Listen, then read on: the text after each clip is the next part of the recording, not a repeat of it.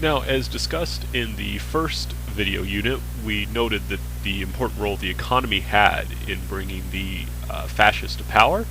This is what essentially happened in Italy, and this is what happened in Germany, and of course it would also happen in Japan, though, as we pointed out, Japanese are not completely fascist. It's an authoritarian government, but not a fascist government. So what happens, the Nazis are actually able to get power in large part because of the Great Depression. The liberal democracy in Germany is not doing well in trying to deal with the economic problems caused by the Great Depression. And because of that, that gives the opportunity for the Nazis to actually do well in democratic elections. They don't obtain a majority of the German vote, but they do obtain enough of a vote that they are able to gain a decent amount of seats in the Reichstag, in the basically the German equivalent to the Congress. And they're so powerful that in 1932, Adolf Hitler is appointed Chancellor. And you'll remember that Mussolini was made Prime Minister in 1922, and then a couple years later, he managed to take over the government completely. And Hitler is essentially going to do the same thing. He uses his position as Chancellor to gradually seize power. In particular, he justifies taking power with the notion of anti-communism. He criticizes the failure of democracy to deal with the problems Germany faces and says, we need a strong leader, and I can provide that strong leadership. And with those kind of ideas, along with the force, the power given to him by a mass party made up of people who are able and willing to use violence, allows him to seize power completely. And he seizes this power with the promise that he's going to help recover national dignity. Right? You'll recall the Versailles Treaty humiliated Germany. Made the Germans take the blame for World War I. They lost territory, they had to pay reparations, and they were only allowed to have a small army. And there were certain parts of their territory, especially near France, that they weren't even allowed to put soldiers. And he promised to undo all this. He promised to recover Germany's national dignity. And a lot of this had to do with rearmament.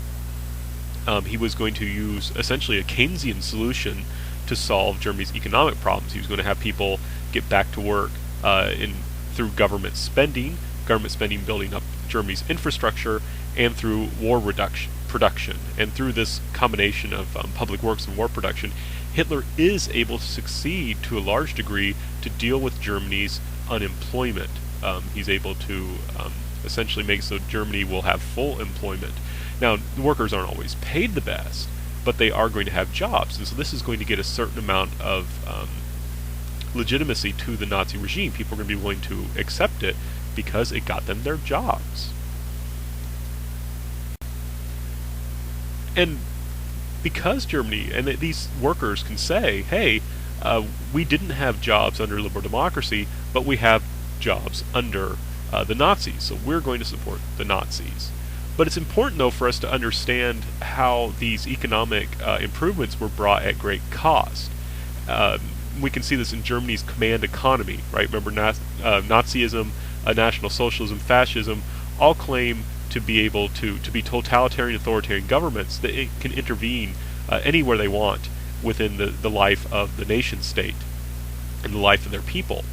So, and we can see this in how Germany's economy worked and how Hitler was able to make these changes. Germany followed policies like deficit spending that normally lead to inflation. This is the problem with one of Keynes's ideas. Is that if the government spends a lot of money, if it prints a lot of money to spend, this can lead to inflation. Right? This is a big problem. Inflation, it really can harm the economy because prices, especially if it gets out of hand, prices will rise far too rapidly. It will especially hurt people on a fixed income, elderly people, and so forth. So who are on pensions, people who are on flat salaries, these things, people will be hurt by inflation. So Germany, when it was trying to drive to get to increase employment, to get the economy going, it had to be careful about inflation.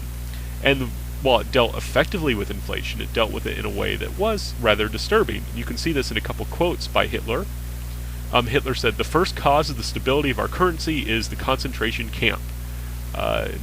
What he means is that in order to keep the economy going, he needs to use political repression.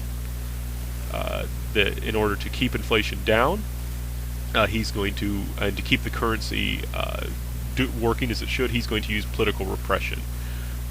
And you can see this in a further quote. He says, "Inflation is a lack of discipline. I'll see to it that prices remain stable. That's what my stormtroopers are for." This is what he referred to the soldiers in his mass party, essentially. "Woe to those who raise prices. We don't need legislation to deal with them.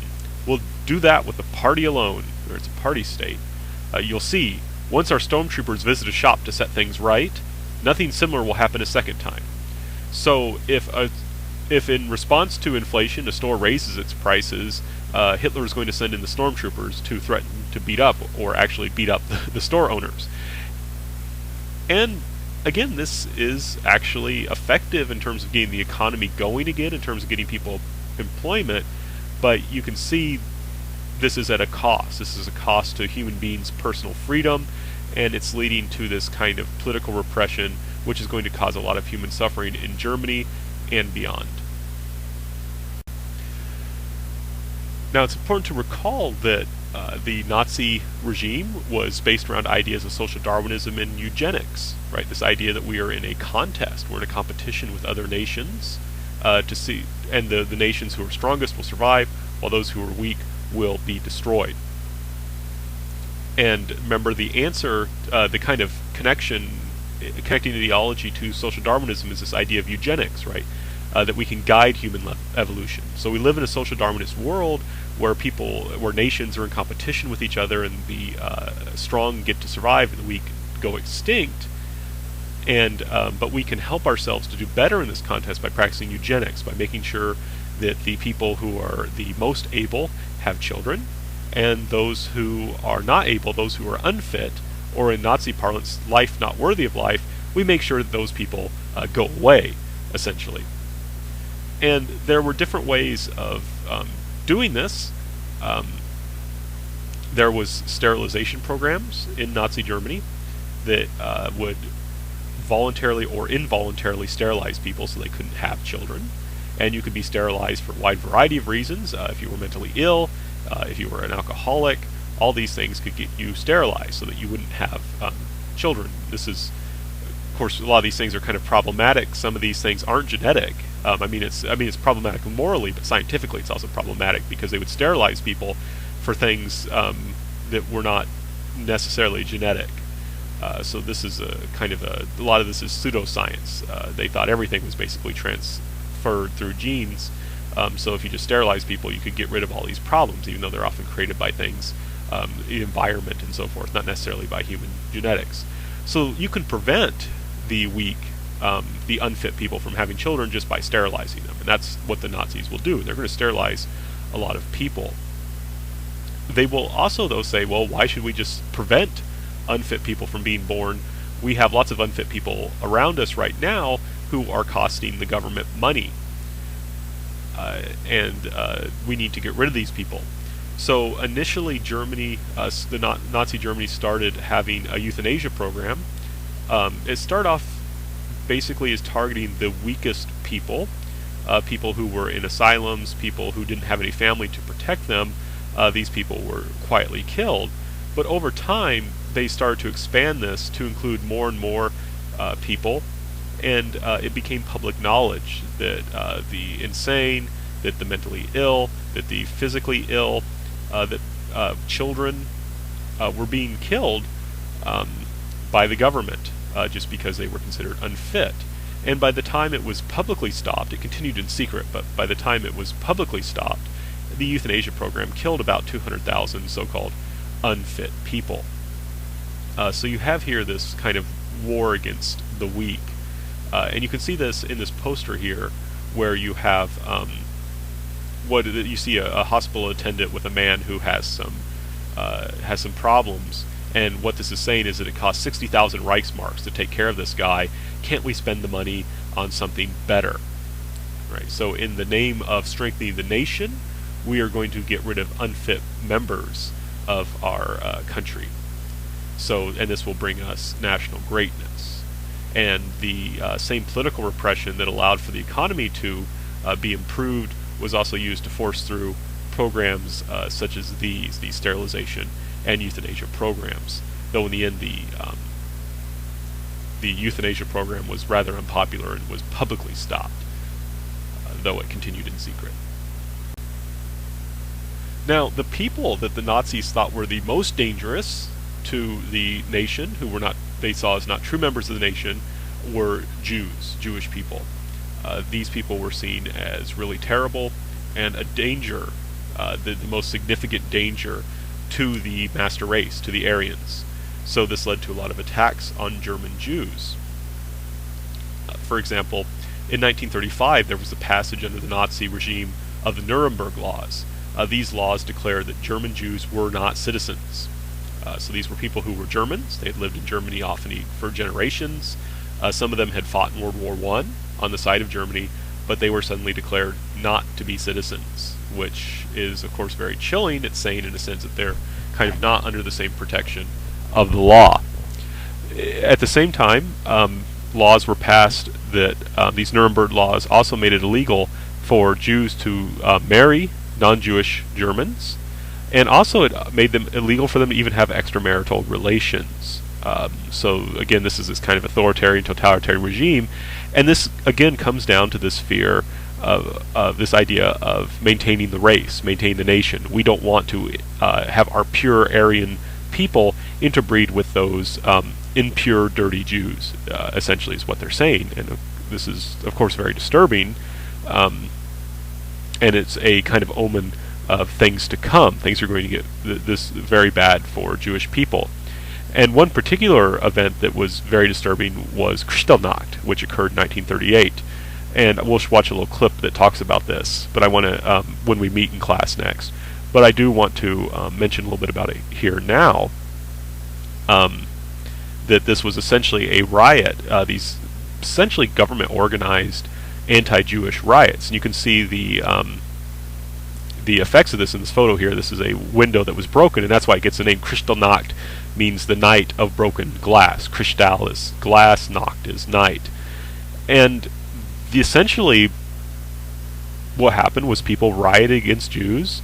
This seems to have been instigated by the government, and people just stood back and watched. Many people, even though they didn't approve of the riots, just stood back and watched as Jewish temples, Jewish homes, Jewish synagogues, Jewish stores were destroyed and burned and looted. So this was, of course, very disturbing. This showed that there were Germans who did not like Jews, who hated Jews, who wanted to get rid of them on one side, but there were also Germans who maybe didn't have a problem with Jews, but they weren't going to do anything to help protect Jews, right? People are just kind of sitting back and watching this. And fire companies, for example, they would come out and watch a Jewish shop or a Jewish synagogue burn, but wouldn't intervene to stop it. They would only act if it looked like the fire would spread to a non-Jewish building. So this is problematic, as you can see. This is Jewish people are increasingly coming under attack. And I should also point out here that in response to Kristallnacht, the German government actually said it was the Jewish people's fault, and the Jewish people were forced to pay a large amount of money. And in fact, a large part of the economic recovery of Germany was funded by seizing Jewish property, by just extorting money for Jewish people. Some people will ask, why didn't the Jewish people just leave Germany? And of course, many tried to. One problem, there were a lot of countries, including the United States, that didn't really want to take Jews, which is unfortunate. But also, one thing that stopped Jewish people from leaving was that if they wanted to leave, they had to pay their taxes for this year and the taxes for the following year up front, and I think they had to leave behind something like 90% of their wealth. So many Jewish people said, well, let's just try and wait and see what happens. Things shouldn't get much worse, and we can survive this. So we can see an increasing attack on German Jews in this period that's very disturbing. And we can see that, though for various reasons, while some Jewish people do try and escape, others don't, and they're going to stay in Germany. Or if they do escape, they're going to escape into countries they're going to be taken over by Germany later on, which won't really help them much, as we shall see. So why Jews, though? Why were Jewish people particularly targeted? Why were they seen as so bad? Well, part of this has to do with the medieval legacy Jewish people were an unpopular religious minority during the medieval period. There was a lot of medieval Europe was primarily a Christian country, though it did have many areas did have a Jewish religious minority. And as often happens, minority people are often treated rather badly. They're often blamed whenever there's a disaster or things like that. And so there was a feeling of anti-Jewish sentiment within Europe before the Nazis ever came to power, and it was particularly powerful in Germany. One thing was also important was that Jewish people were often forbidden from owning property. Property was the source of wealth in medieval Europe, right? You had the medieval peasants and so forth. So property was a source of wealth. And so to discriminate against Jewish people, to theoretically prevent them from becoming wealthy, they weren't allowed typically to own property. They weren't allowed to own farmland. So many Jewish people were forced to focus on money lending to make a living. And moneylenders are never popular people. Moneylenders are never popular. And this, the fact they were kind of forced into this profession made their image in Europe even worse. What's really striking is even when Europeans became less religious, people still found non-religious ways to dislike Jews. They found non-religious bases to dislike Jews and to criticize them. For example, these ideas of social Darwinism, this is a bad group of people who are kind of bringing us down. Right? Remember nationalism? We distrust people who have customs, who have a culture different than us. We don't know if they can really work together with us. We don't know if they'll really be loyal to the nation, right? Are you a Jew first, or are you a German first? Right? So you had this idea that we're in competition with each other, and we don't know, nations are in competition with each other. We need everyone playing for the same team, and if we don't work together, or if there's a group of people who doesn't seem like they'll work with us, we're not sure if we can trust them. So you have this medieval heritage of anti-Jewish thought that continues through Europe even when religion isn't particularly powerful because of doctrines like social Darwinism and nationalism. So now to talk a little bit more about why, in particular, Germany harbored such anti-Semitic, such anti-Jewish feeling. For one thing, in Germany, German Jews tend to be more prosperous on average than non-Jewish Germans, and they were very important in banking. Now, when the economy was doing fine, this wasn't a problem. There wasn't anti-Semitism, even though it existed, wasn't that strongly expressed. However, when the economy went bad in the Great Depression, then people started blaming bankers, right? They looked at these bankers, they said, well, hey, everyone else is suffering, but the bankers are doing just fine. Hey, they foreclosed on my house, they foreclosed on my home, they foreclosed on my farm. Right? And so there was this kind of anger towards bankers, and when a number of those bankers, especially some particularly prominent bankers, are members of a religious minority, cultural religious minority, that is kind of unpopular anyway, people start to get really angry. Right, so there's a lot of Jewish people, these wealthier Jews are being blamed, they're being seen as being really bad people who don't really care, right? They just foreclosed on my home, they just foreclosed on my farm. They're bad people, and we've known they've been bad for a long time. In addition, there were also, it's not that, and this is important to note, it's not all Jewish people were wealthy, but the problem was that the poor Jewish immigrants who were coming, a lot of them were coming from Russia, these people competed for jobs with Germans. So, I should say with non-Jewish Germans. So this is a problem. And a lot of these people were also associated with radical political ideas, especially with communism, which many German people saw as being anti-nationalist. So this is a major problem. And you can see that in this picture right here, where you have this, on one side you have this Jewish person, he's holding a, I'm not sure what that is, but something with the Soviet Union symbol on it, the hammer and sickle, so it's connecting Jews with communism. And he's also got money in his hand, connecting them with banking. And I'm not sure exactly what, I believe that's a whip, and what I think that's trying to do is trying to blame Jews for the death of Jesus. It's trying to say the Jews were responsible for the death of Christ, and that's where this kind of mixes with these religious attacks on Jewish people.